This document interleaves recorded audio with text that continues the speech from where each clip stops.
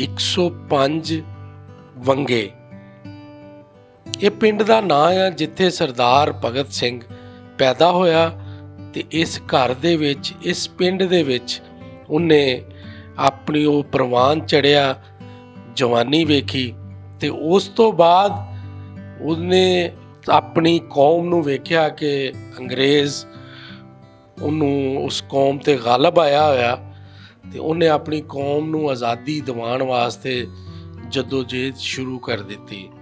ਪੰਜਾਬ ਤੇ ਪੰਜਾਬੀ ਦੇ ਸਪੂਤ ਜਿਹੜੇ ਨੇ ਉਹ ਬਹੁਤ ਜ਼ਿਆਦਾ ਦੁਨੀਆ ਦੇ ਵਿੱਚ ਦਲੇਰੀ 'ਚ ਮਸ਼ਹੂਰ ਨੇ। ਬਹੁਤ ਸਾਰੇ ਪੰਜਾਬੀ ਸਪੂਤਾਂ ਦੇ ਵਿੱਚ ਇੱਕ ਨਾਮ ਸਰਦਾਰ ਭਗਤ ਸਿੰਘ ਦਾ ਨਾਮ ਵੀ ਹੈ, ਜਿਹੜਾ ਜਦੋਜਹਿਦ ਦੇ ਆਜ਼ਾਦੀ ਦੇ ਹੀਰੋ ਦੇ ਤੌਰ ਤੇ ਜਾਣਿਆ ਜਾਂਦਾ ਹੈ। ਪਾਕਿਸਤਾਨ ਤੇ ਪਾਕਿਸਤਾਨ ਦੇ ਸੂਬਾ ਪੰਜਾਬ ਦੇ ਜ਼ਿਲ੍ਹਾ ਫੈਸਲਾਬਾਦ, ਲਾਇਲਪੁਰ ਦਾ ਸ਼ਹਿਰ ਆ ਜੜ੍ਹਾਂਵਾਲਾ, ਜਿੱਥੇ ਸਰਦਾਰ ਭਗਤ ਸਿੰਘ ਜਿੱਥੇ ਜੰਮਿਆ ਸੀ, ਜਿੱਥੇ ਪੈਦਾ ਹੋਇਆ ਸੀ, ਉਹਦੀ ਹਵੇਲੀ ਮੌਜੂਦ ਆ। ਤੇ ਉਹਦੀ ਹਵੇਲੀ 'ਚ ਅੱਜ ਵੀ ਪਾਕਿਸਤਾਨ ਤੇ ਚੜ੍ਹਦਾ ਪੰਜਾਬ ਤੇ ਲਹਿੰਦਾ ਪੰਜਾਬ ਵੱਖਰਾ ਹੋਣ ਦੇ ਬਾਵਜੂਦ ਅੱਜ ਵੀ ਜਿਹੜੇ ਸਿੱਖ ਯਾਤਰੀ ਆ ਉਹ ਬੜੀ ਤਾਦਾਦ ਦੇ ਵਿੱਚ ਆਪਣੇ ਇਸ ਜਦੋਜਹਿਦ ਦੇ ਆਜ਼ਾਦੀ ਦੇ ਹੀਰੋ ਦੀ ਘਰ, ਜਿੱਥੇ ਉਹ ਪੈਦਾ ਹੋਇਆ ਸੀ, ਉਹਨੂੰ ਵੇਖਣ ਵਾਸਤੇ ਬੜੇ ਇਹਤਮਾਮ ਨਾਲ ਆਉਂਦੇ ਨੇ।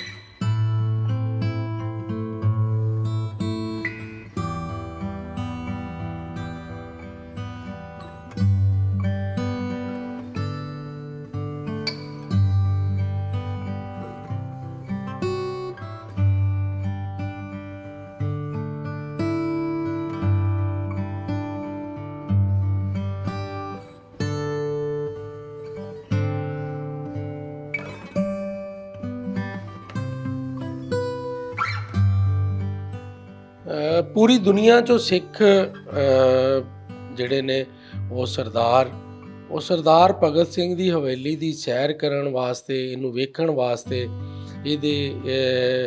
ਇਹਦਾ ਦਰਸ਼ਨ ਕਰਨ ਵਾਸਤੇ ਬਹੁਤ ਦੂਰ ਦੂਰ ਤੋਂ ਆਉਂਦੇ ਨੇ। ਦੁਨੀਆ ਦੇ ਹਰ ਮੁਲਕ 'ਚੋਂ ਆਉਂਦੇ ਨੇ। ਇਸੇ ਤਰ੍ਹਾਂ ਹੀ ਥੋੜ੍ਹੇ ਦਿਨ ਪਹਿਲੇ ਵੀ ਜਿਹੜਾ ਸਰਦਾਰ ਭਗਤ ਸਿੰਘ ਦੀ ਹਵੇਲੀ ਜਿਹੜੀ ਆ ਉਹਨੂੰ ਵੇਖਣ ਵਾਸਤੇ, ਉਹਦਾ ਦਰਸ਼ਨ ਕਰਨ ਵਾਸਤੇ ਸਰਦਾਰਾਂ ਦਾ ਇੱਕ ਵਫਦ ਜਿਹੜਾ ਉਹ 105 ਗਾਹਬੇ ਵੰਗੇ ਪਹੁੰਚਿਆ। ਤੇ ਉੱਥੇ ਜਿਹੜੇ ਉਸ ਹਵੇਲੀ ਦੇ ਮਾਲਕ ਨੇ, ਜਿਨ੍ਹਾਂ ਨੂੰ ਹਵੇਲੀ ਇਸ ਟਾਈਮ ਅਲਾਟ ਹੋਈ ਆ, ਚੌਧਰੀ ਸਾਕਬ ਇਕਬਾਲ ਵਿਰਕ, ਉਹਨੇ ਭਰਪੂਰ ਤਰੀਕੇ ਨਾਲ ਉਸ ਸਿੱਖ ਵਫਦ ਦਾ ਜਿਹੜਾ ਇਸਤਕਬਾਲ ਕੀਤਾ ਤੇ ਉਹਨਾਂ ਨੂੰ ਹਵੇਲੀ ਦੀ ਸੈਰ ਕਰਵਾਈ।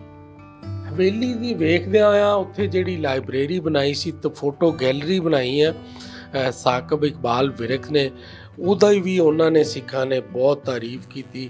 ਉਹਨਾਂ ਨੇ ਐਸੀਆਂ ਤਸਵੀਰਾਂ ਸੀ ਉਹਦੇ ਵਿੱਚ, ਉਹਨਾਂ ਦਾ ਸਰਦਾਰਾਂ ਦਾ ਕਹਿਣਾ ਸੀਗਾ ਕਿ ਇਹਨਾਂ ਦੇ ਵਿੱਚ ਐਸੀਆਂ ਤਸਵੀਰਾਂ ਨੇ ਜਿਹੜੀਆਂ ਉਹ ਪਹਿਲੀ ਦਫਾ ਜਿਨ੍ਹਾਂ ਦਾ ਉਹ ਦਰਸ਼ਨ ਕਰ ਰਹੇ ਨੇ ਤੇ ਉਹਨਾਂ ਨੂੰ ਬਹੁਤ ਹੀ ਚੰਗਾ ਲੱਗ ਰਿਹਾ ਆ। ਉਹਨਾਂ ਦਾ ਜਿਹੜਾ ਹੀਰੋ ਆ ਉਹਦੀ ਯਾਦਗਾਰ ਇੱਥੇ ਤਸਵੀਰਾਂ ਦੀ ਸ਼ਕਲ 'ਚ ਮੌਜੂਦ ਆ ਤੇ ਉਹ ਅੱਜ ਇਹਦਾ ਦਰਸ਼ਨ ਕਰਨ ਲਈ ਆਏ ਹੋਏ ਨੇ।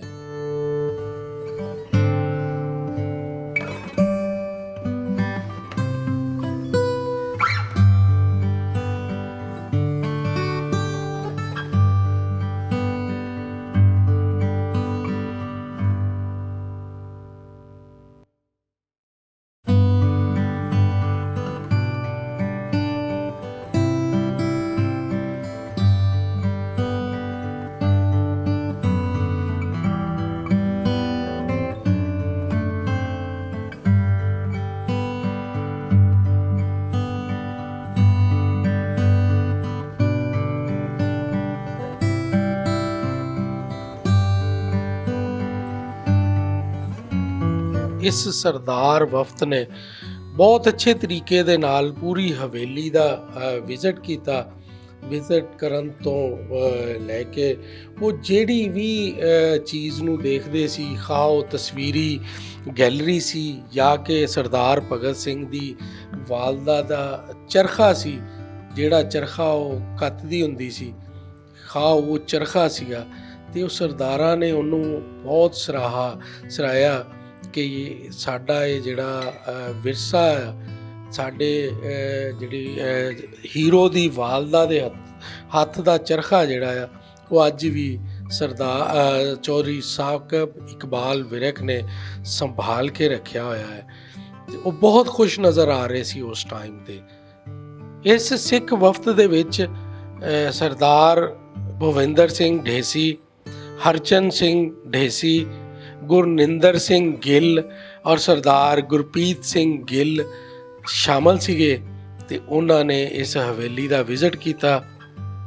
ਇਹ ਹਵੇਲੀ ਵੇਖਣ ਤੋਂ ਬਾਅਦ ਚੌਧਰੀ ਸਾਕਬ ਇਕਬਾਲ ਵਿਰਕ ਨੇ ਇਹਨਾਂ ਮਹਿਮਾਨਾਂ ਦੀ ਖਾਤਰ ਤਵਾਜ਼ਾ ਵਾਸਤੇ ਇੱਕ ਬਿਹਤਰੀਨ ਦਾਵਤ ਦਾ ਅਹਿਤਮਾਮ ਕੀਤਾ ਸੀ। ਅਤੇ ਉੱਥੇ ਉਹਨਾਂ ਨੇ ਦਾਵਤ ਦੇ ਵਿੱਚ ਵੀ ਜਿਹੜਾ ਚੀਜ਼ਾਂ ਰੱਖੀਆਂ ਗਈਆਂ ਸੀ ਉਹ ਵੀ ਦੇਸੀ ਟਾਈਪ ਸੀਗੀਆਂ।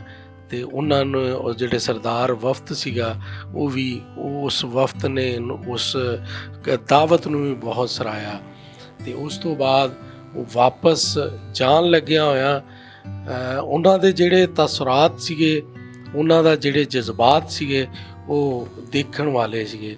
ਅਤੇ ਇਸ ਵਫਦ ਦੀ ਜਿਹੜੀ ਮੇਜ਼ਬਾਨੀ ਪਾਕਿਸਤਾਨ ਦੇ ਵਿੱਚ ਆ ਉਹ ਵਜ਼ੀਰਾਬਾਦ ਦਾ ਇਲਾਕਾ ਆ, ਸਾਰੋ ਕੀ ਚੀਮਾ, ਉੱਥੇ ਦੇ ਰਿਹਾਇਸ਼ੀ ਨੇ ਅਸਦ ਚੀਮਾ ਉਹਨਾਂ ਨੇ ਕੀਤੀ ਸੀਗੀ। ਅਤੇ ਉਹ ਪੂਰੇ ਇਲਾਕੇ ਦੇ, ਪੂਰੇ ਪੰਜਾਬ ਦੇ ਵਿੱਚ ਜਿੱਥੇ ਜਿੱਥੇ ਉਹ ਸਰਦਾਰ ਵਫਦ ਜਿਹੜਾ ਜਾਣਾ ਚਾਹੁੰਦਾ ਸੀਗਾ, ਉਹ ਦਰਸ਼ਨ ਕਰਨਾ ਚਾਹੁੰਦਾ ਸੀ ਆਪਣੇ ਪੁਰਾਣੇ ਜਿੱਥੇ ਉਹ ਰਹਿੰਦੇ ਸੀਗੇ ਜਾਂ ਜਿੱਥੇ ਉਹਨਾਂ ਨੂੰ ਉਹ ਸਾਰਾ ਉਹਨਾਂ ਨੇ ਇਲਾਕਾ ਆਪਣੀ ਮੇਜ਼ਬਾਨੀ 'ਚ ਵਿਜ਼ਿਟ ਕਰਵਾਇਆ।